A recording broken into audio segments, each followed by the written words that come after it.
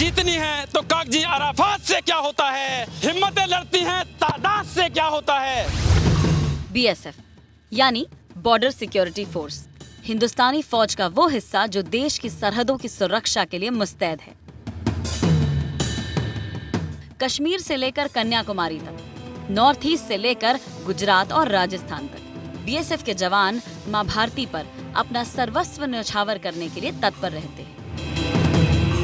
सरहदों के मुश्किल वातावरण में एक तनी हुई जिंदगी जीने वाले ये जवान देश की सुरक्षा के सामने अपने सभी तनाव भूल जाते हैं। कुछ याद रहता है तो सिर्फ ये देश, ये भारत, भारत माता और भारतवासी।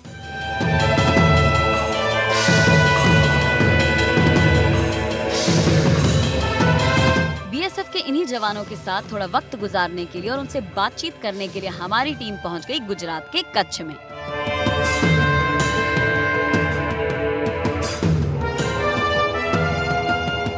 हमारी टीम सबसे पहले पहुंची भुज में बीएसएफ की एक बटालियन में।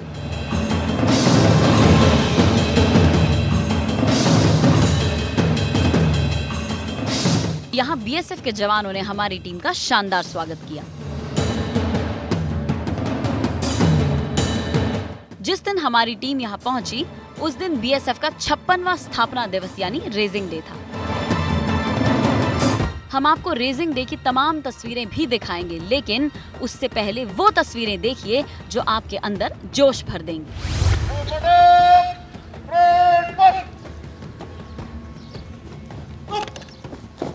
वो तस्वीरें हैं इस 81 mm मोर्टार की। ये मोर्टार देखने में जितनी छोटी लगती है, दुश्मन के लिए उतनी ही घातक है। एक ही फायर में इस हथियार का गोला पाकिस्तान की सरहद के 5 किलोमीटर के अंदर जाकर तबाही फैला सकता है। इस खतरनाक हथियार के बारे में हम आपको और कुछ बताएं उससे पहले जरा ये देख लीजिए कि हमारे जवान कितनी मुस्तैदी से और कितनी तेजी से इसे ऑपरेट कर सकते हैं। इस खतरनाक 81 mm मोर्टार को 3 जवान मिलकर ऑपरेट करते हैं। एक बार इस मोर्टार के असेंबल हो जाने के बाद हमारे अधिकारी जवानों को कोड भाषा में वो एग्जैक्ट लोकेशन बताते हैं जहां गोला बरसाना है।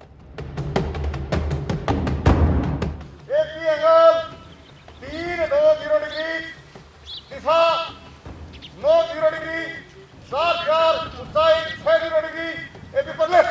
एक बार लोकेशन सेट हो जाने के बाद पहला जवान दूसरे को तोप का गोला पकड़ाता है। दूसरा जवान उस गोले को तोप के मुंह में डालता है और फिर अधिकारी का इशारा मिलते ही तीसरा जवान दुश्मन के इलाके में गोला बरसा देता है।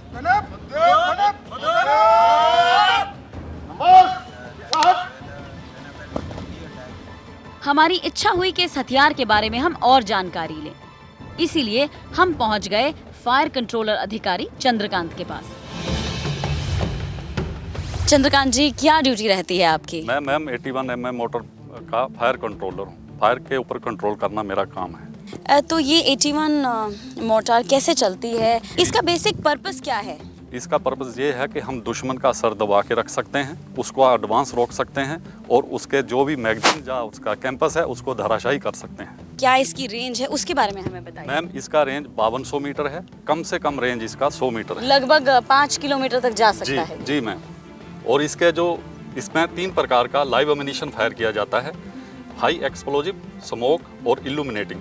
हाई एक्सप्लोजिव जो है वो दुश्मन को बर्बाद करने के लिए, उसका सर दबाने के लिए किया जाता है। स्मोक का इस्तेमाल अपने ट्रूप्स को एडवांस करना हो और उसके लिए धुएं का पर्दा बनाने का इस्तेमाल किया जाता है। इल्यूमिनेटिंग बम का रात के समय अपनी फौज को एडवांस करना हो या टारगेट को देखना हो तो इल्यूमिनेटिंग बम का इस्तेमाल। तो इसकी डायरेक्शन ऊपर की तरफ है, तो किस तरह से जाता है ये? ऊपर जाता है, किस तरह से फायरिंग? जैसे इसका एलिवेटिंग अप डाउन होता है मैम, इसकी मदद से जी हमने इसको, ये पहले सीधा निकलेगा और ऊपर से अच्छा इस तरह से जाता है, गोलाई करते हुए नीचे जो बम है उसके फ्यूज के बल नीचे गिरता है और बम फट जाता है। बम का जो फटाव है और उसकी मार डालने का इलाका 5.5 मीटर है और बर्बाद कर देने का 90 मीटर का इसका। तो यहाँ पर आप डायरेक्शंस और इसकी जो रेंज है वो किस तरह से सेट करते हैं? मैम ये 81 mm मोटर प्लॉटर है, इसकी मदद से मोटर पोजीशन कंट्रोलर मोटर के लिए दूरी और दिशा का मालूम करता है और फिर मोटर नंबर 1 यानी कि जो 1 नंबर की ड्यूटी करता है उसको वो रेंज के लिए डिग्री और दिशा के लिए डिग्री बताता है। जब तो इनके ऊपर डिग्री लगा दी जाती है तो नंबर 2 के साथ मदद करते हुए मोटर को दुरुस्त एमिंग पिकेट के ऊपर ले करते हैं। तो एक 81 mm मोटर पर कितने सोल्जर्स जो हैं वो लगते हैं? 81 mm मोटर पर 3 सोल्जर काम करते हैं। 3 सोल्जर्स। अब क्या क्या ड्यूटीज रहती हैं? उनकी नंबर 1 का ड्यूटी रहता है मोटर पोजीशन कंट्रोलर द्वारा बताए गए जितनी भी डिग्रीज हैं इन ड्रम्स के ऊपर अप्लाई करना, और नंबर 2 और 1 मिलकर मोटर को दुरुस्त ले करते हैं। लेकिन 3 नंबर जो अमनीशन हमें फायर करना हो उतना अमनीशन तैयार करता है और नंबर 2 को पास करता है। समय लग जाता है इसको असेंबल करने में? इसको कम से कम 1 मिनट में हम असेंबल कर सकते हैं जी। 81 मोर्टार की अब पूरी जानकारी हमारे कैमरे में कैद हो चुकी थी। अब बारी थी बीएसएफ के 56वें रेजिंग डे में जाने की। हमारी टीम जब वहां पहुंची उस समय रेजिंग डे की सारी तैयारियां हो चुकी थी।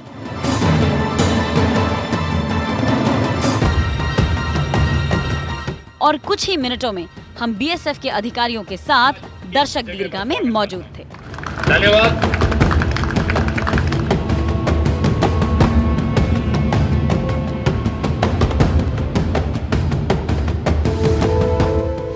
बहादुर जवानों, आज हम बीएसएफ का 56वां रेजिंग डे मना रहे हैं।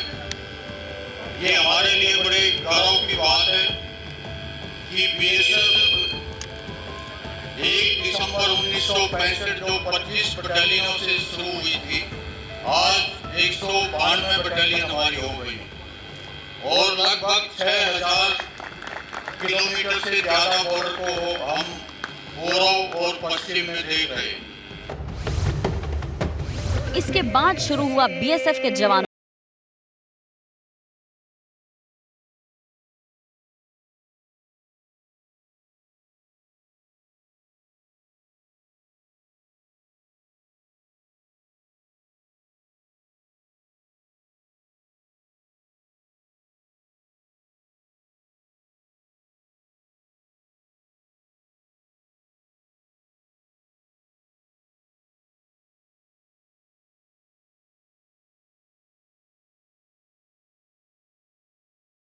बीएसएफ के डायरेक्टर जनरल राकेश अस्थाना ने दिल्ली से देश और जवानों को संबोधित किया।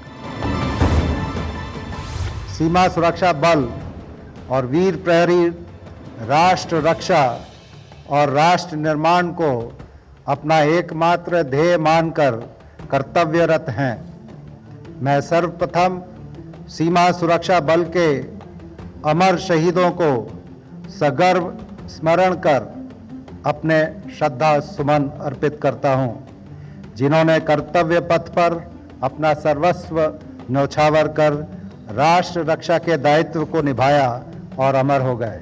सीमा सुरक्षा बल देश की पश्चिमी और पूर्वी सीमा पर 6,386 किलोमीटर से भी अधिक लंबी अंतर्राष्ट्रीय सीमा पर एक सुदृढ़ दीवार सुरक्षा की बनकर खड़ा है। अपने उच्च मनोबल एवं उच्च स्तरीय प्रशिक्षण क्षमता के बल पर ये प्रहरी सीमाओं की भौगोलिक एवं सामरिक चुनौतियों का सामना स्थापना वर्ष से ही सफलतापूर्वक कर रहे हैं। साथ ही सीमा सुरक्षा बल ने देश के आंतरिक सुरक्षा दायित्वों को भी कुशलता से निष्पादित किया है। 1 दिसंबर 1965 के दिन 25 बटालियनों के साथ खड़ा हुआ यह बल आज 192 बटालियन वाले मजबूत बल का रूप ले चुका है। सीमा सुरक्षा बल ने देश विरोधी ताकतों के सभी नापाक इरादों को नाकाम कर सीमा सुरक्षा के क्षेत्र में अपनी एक विशेष पहचान बनाई है। हम सीमा प्रहरी पूर्ण निष्ठा के साथ देशवासियों को यह विश्वास दिलाते हैं कि राष्ट्र विरोधी ताकतों की सभी कोशिशों को नाकाम करने में यह बल दिन रात सीमाओं पर पूरी मुस्तैदी के साथ खड़ा हुआ है। अब वापस लौटिए भुज की बीएसएफ बटालियन में।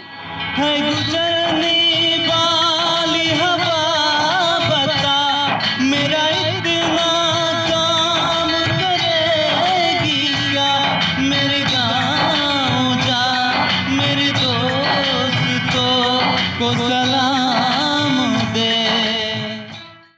आइए अब जरा इस जवान के करतब देख लीजिए। हमें यकीन है कि इस जवान के हैरत अंगेज करतब देखकर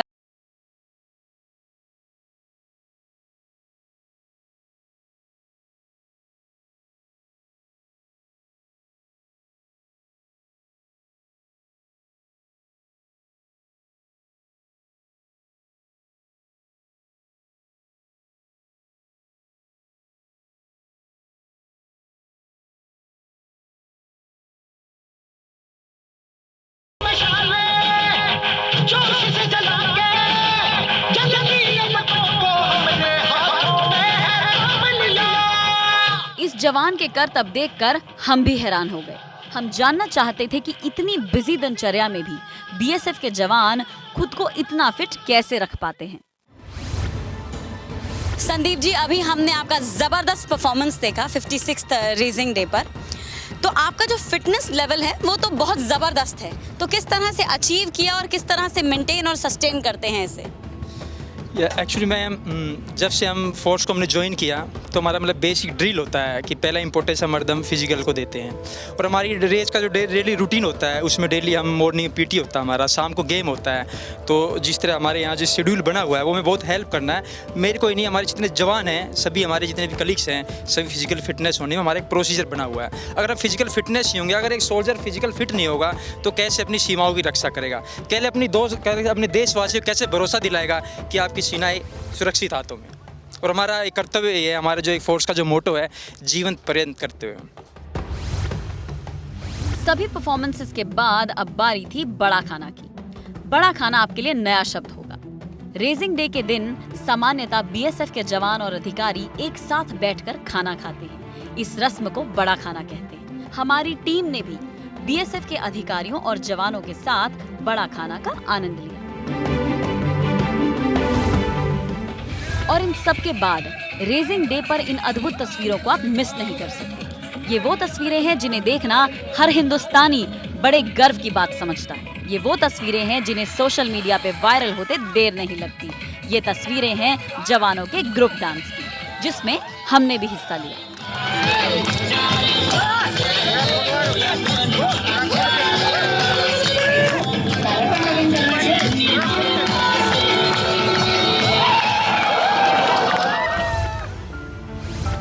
इसके बाद हमारी अगली मंजिल थी भारत पाक अंतर्राष्ट्रीय सीमा।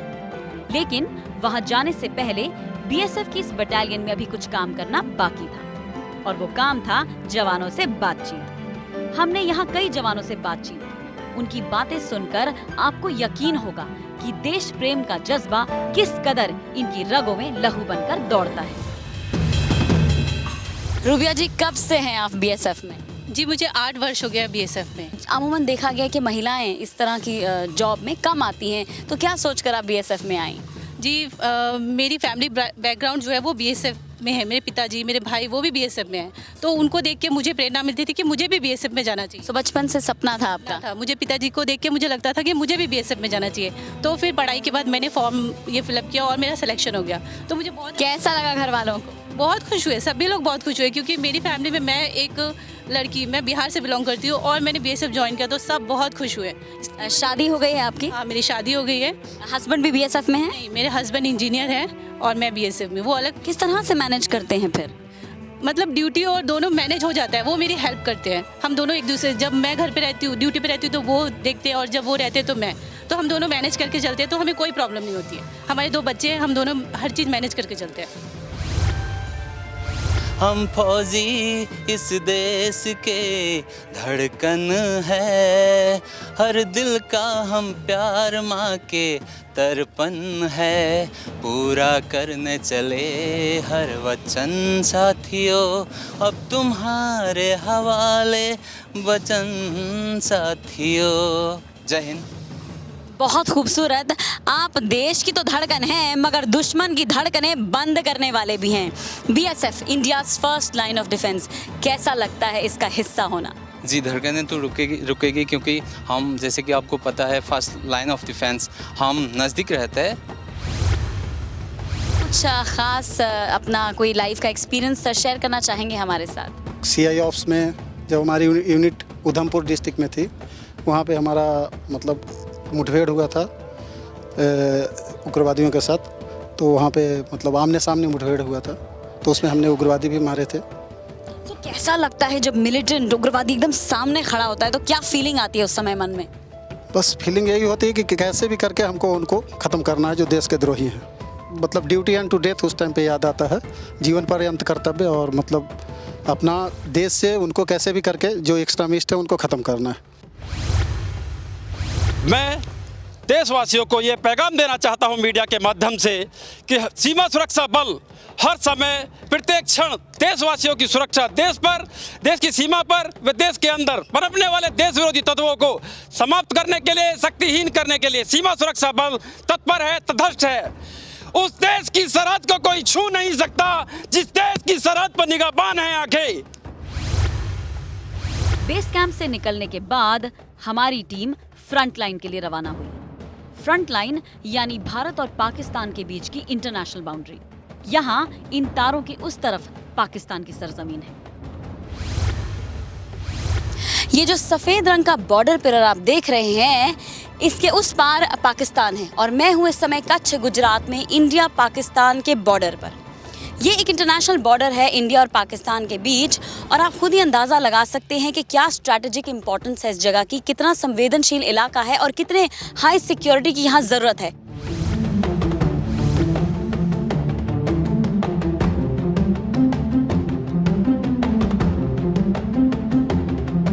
हम देख सकते हैं किस तरह से हमारे सीमा सुरक्षा बल के जवान अपनी ड्यूटी मुस्तैदी के साथ निभा रहे हैं, बॉर्डर की सुरक्षा कर रहे हैं और दिन रात गश्त लगाते रहते हैं, पेट्रोलिंग करते रहते हैं।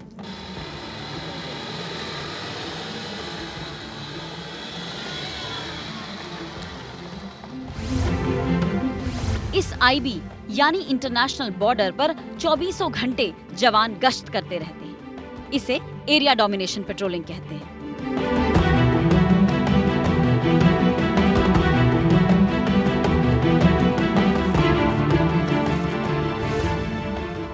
देवेंद्र जी, आप इस कंपनी के कंपनी कमांडर हैं। बहुत ही स्ट्रैटेजिक जगह है ये, बिकॉज पाकिस्तान बॉर्डर बहुत नज़दीक है। तो किस तरह की ड्यूटी रहती है हमारे जवानों की? एज पर अगर टेरन की बात करते हैं 24/7 बॉर्डर टोटली गार्ड रहता है और कोई भी पॉइंट या पोस्ट को हम खाली नहीं छोड़ते। और जब बात आती है ड्यूटीज़ की तो जवान पूरे तन मन के साथ। कितना एरिया कितना है ये मैम? ओवरऑल अगर हम इस टेरन कच्छ रीजन की बात करते हैं तो ये टोटल गुजरात फ्रंटियर के अंतर्गत आता है। फ्रंट लाइन के बाद हम सरदार पोस्ट की तरफ बढ़े।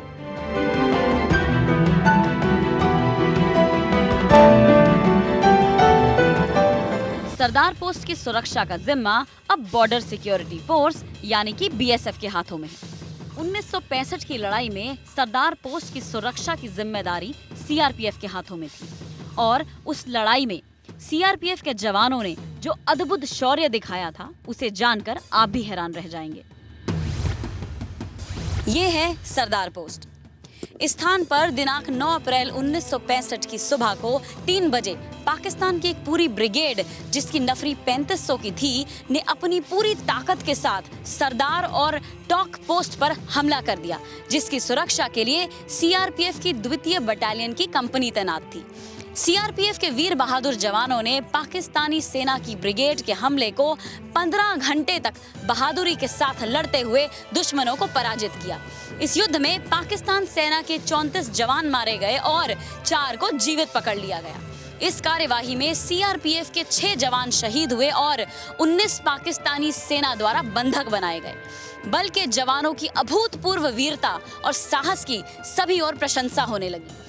दुनिया के इतिहास में ये पहली घटना थी जब किसी अर्धसैनिक बल की छोटी सी टुकड़ी ने पूरी एक ब्रिगेड का न सिर्फ सामना किया बल्कि दुश्मनों का भारी जान माल का नुकसान भी किया और उन्हें मुंह के बल वापस लौटने पर विवश किया। इस असमान युद्ध में वीर गति को प्राप्त हुए वीर शहीदों को मेरा शत शत नमन। जय हिंद।